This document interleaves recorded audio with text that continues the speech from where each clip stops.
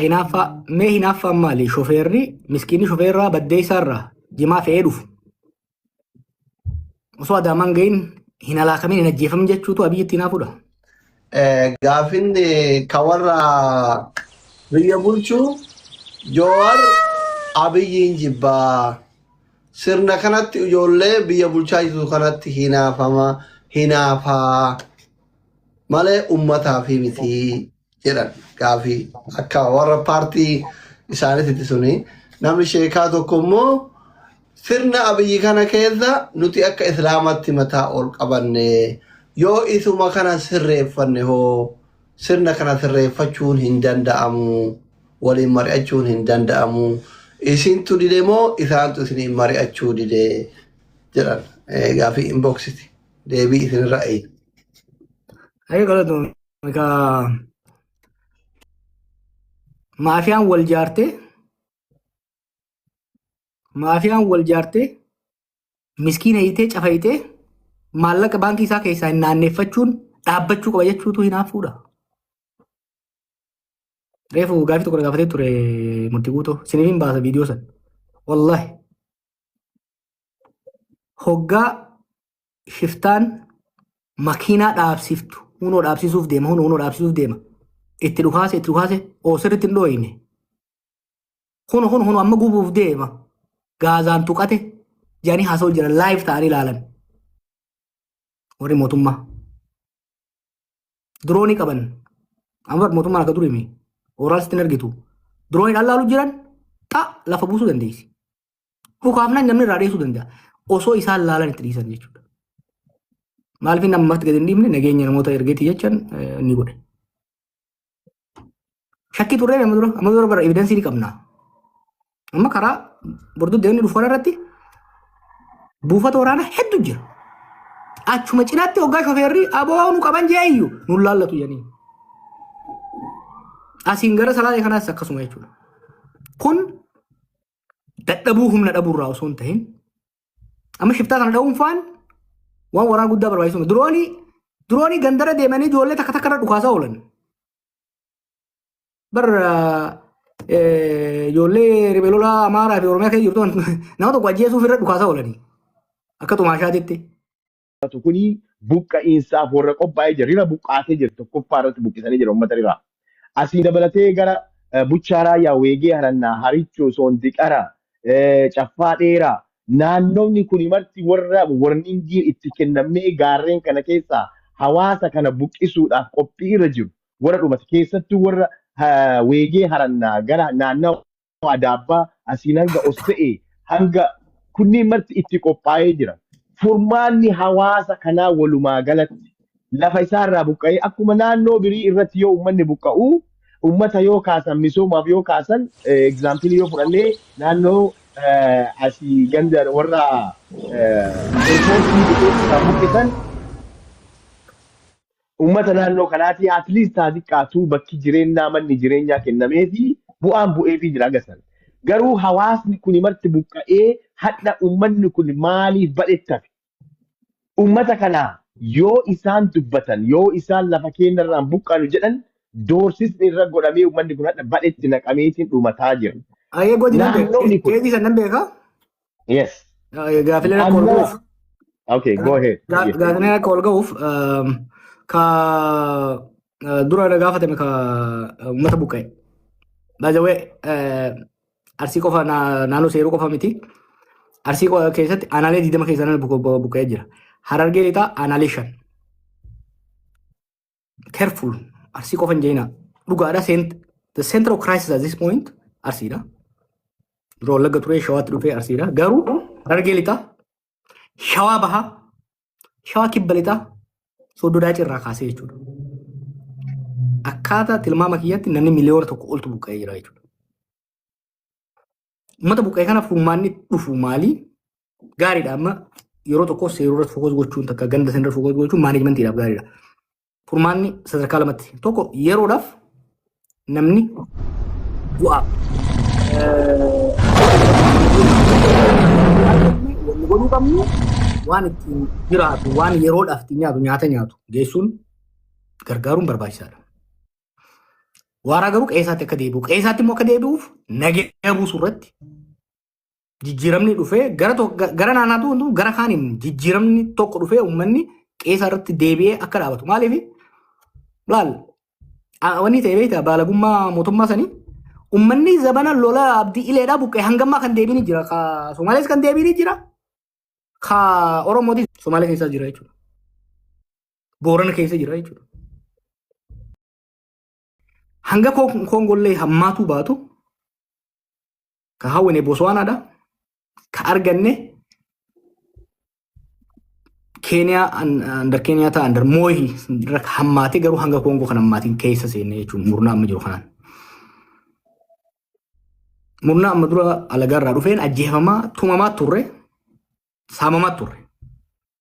Ajjechaan amma bifa lamaan hamtu tokkoffaa takka namni keenya akka bara murnaa kana ajjeefamee hin beeku. Duuti mana seente. Dur lolli namni keenya ka gammoojjii Harargee gammoojjii Baalee lola keessa ture saamamaa ajjeefamaa buqqaafamaa ture. Amma wanni uranee buqqisuu jaan jidduu kana isin himaa ture takka jira. Uranee balleessu. Uranee jechuun scattered settlement jechuudha. Baadiyyaa kana keessa gandii biroo asii, gandii tolaadhaa asii, gandii akkasii jaanii tattaa'u kanaa jiraami. Riphee lolaan kana keessa jira jaaniitti bubuqqaasu turan warra dargiidha. Warri Haile Sillaaseetis. Eessa akka godhe buqqaasaa turan. Amma ganda keenyarraa kaasee gara tumtuu furdaa jiran gara baadiyyaatti. Gara labuu kanatti. Baalee immoo gara Giniirii gara Sawweenaatti. Harargee gara gaara mul'ataatti. Gara gadiitti gara xarafaatti jechuudha. Kan sun godhamaa ture. Har'a uraneen kamtu buqqa'u jira. Shawaadhaa buqqa'u jira jechuudha. Hartland jidduuratti buqqa'u jira jechuudha. Ajjechaan lafti amma arsiidhaan lolaan heeban arsii amma ladachiin jaantun I don't think mootummaa kana dura rasaasni tokko dhuka'ee waan beeku natti fakkaatu. Rasaasni sargii irratti hundu kaasan. Qawwee qaban eeboodhaan deemamu yoo beeytan. Santuu san keessa seenne jechuudha. So gita bittaa alagaa jalaa babbaanee jirra. Saamicha ajjecha murmuru keessaa baheetu maafiyaa jaarratee waan akkana deema godhutti jira jechuudha. Kanaaf kana keessaa bahuun gulantaan qabsoo ammetti jirru boqonnaan qabsoo ammetti jirru qabsoo gita bittaa alagaa deebisuudhaa osoo hin ta'in qabsoo gita bittaa keenya tursiisuudhaa osoo hin ta'in qabsoo sirni mootummaa ummataan filame ka heeraaf seera warri filame sun tumuun bulu jaaruudha. Saamichi uummatarraa dhaabbatee uummanni waan carraaqee irratti waan hurkaasaa carraaqee irratti abbaatti ta'u jaaruudhaati qaqqabsaa. Sadiin tunni maaliifi jawaarillee qaratti orma waliin mari'ata. Jaalmarrolleen bosonaa jira. Abiyyillee Tigree walloleenuu araarame. Maaliifi jawaarii fi abiyyiif marroo waliin mari'achuu dadhabde. Yoo amma inni ijoolleen amma aangoriirtuun kufte alagaa warra harkaa fi harma nu mure santu nutti deebi'a. Alagaan nu gabroonfaturra ijoolleen maan ta'in akka feete goote nu saamte nu tumtee nu haa bulchitu. Hin salphannaa warra jedhu jira amma waan garatti maal jettaan? Taboodaa san waan jannatti fakkaatu. Taboodaa san nu tumtee nu saamtee nu haa bulchitu osoo hin ta'in taboodaa san hin jaan. Jaan ana ummaatii jarraa isin hin dhagayaa isoo jarraa isin hin dhagayaa. Alagaa jala deebuun fedhanii. Alagaa jala deebuun fedhanii. Roorroon tun akka irraa dhaabattu barbaadan.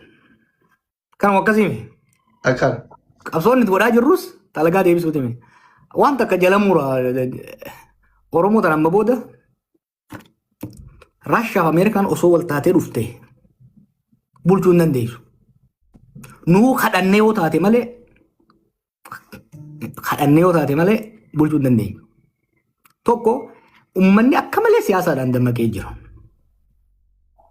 Osoo nama cafaquun osoo Oromoo cafaquun harka kennisiifte Abiyyi harka kennisiisa. Cafaquun osoo harka kennisiifte Oromoo namni akka bara Abiyyitti cafaqee hin jiru. Ajjeesuudhaan, hidhuudhaan, saamichaan cabsuudhaaf jechuudha. Cabuu hin danda'u tokko. Lamaffaa jabalatanii hoggaa laaltan nu caalaa orma biraatiitu qoqqoodamaadha. Nuti miliyoona meeqa seennisa? Zabana tokko miliyoona hoggaa jirru gaaf tokko Oromoon kun 20 jenne gaafa kan lafuma ani 30 gaheetti gaafa kan 50 geenye. Oromoon kunis 20 30 doyeen amma meeqa 60 jechuu jiranis yaa. Uummanni dilli kuni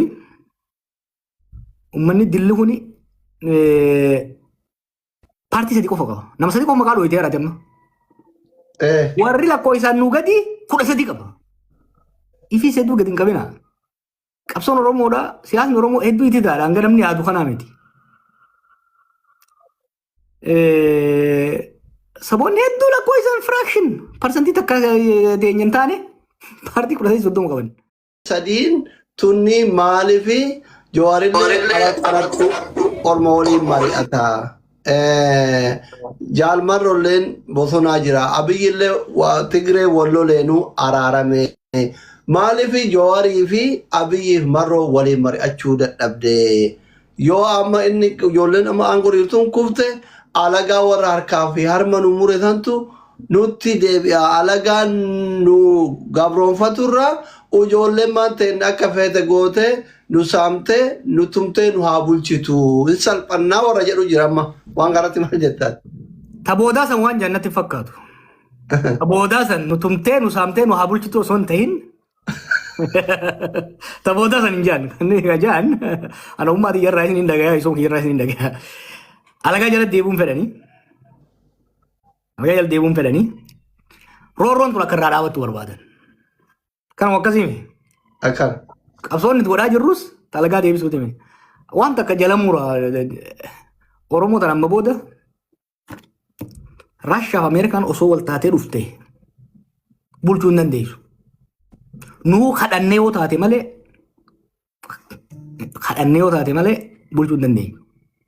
Tokko uummanni akka malee siyaasaadhaan dammaqee jiru. Osoo nama cafaquun osoo Oromoo cafaquun harka kennisiifte Abiyyi harka kennisiisa. Cafaquun osoo harka kennisiifte Oromoo namni akka bara Abiyyitti cafaqee hin jiru. Ajjeesuudhaan, hidhuudhaan, saamichaan cabsuudhaaf jechuudha. Cabuu hin danda'u tokko. Lammaffaa jabanattanii hoggaa laaltan nu caalaa orma biraatiitu qoqqoodamaadha. Nuti miliyoona meeqa seennisa? Zabana tokko miliyoona hoggaa jirru gaaf tokko Oromoon kun 20 jenni. Gaafa kan lafuma ani 30 gaheetti yan gaafa kan 50 geenye. Oromoo tunis 20 30 doyeen amma meeqa isa 60 jechuu jiranis yaa. Uummanni dilli kuni paartii sadii qofa qaba. Nama sadii qofa maqaa dhooyitee haaraate amma. Warri lakkoo isaan nuu gadi 13 qaba. Ifii hedduu gadi hin qabina. Qabsoon Oromoodha. Siyaasni Oromoo hedduu itti ta'a. Hanga namni yaadu kanaa miti. Saboonni hedduu lakkoo isaan fraction parsantii takka teenye hin taane paartii 13 qaban.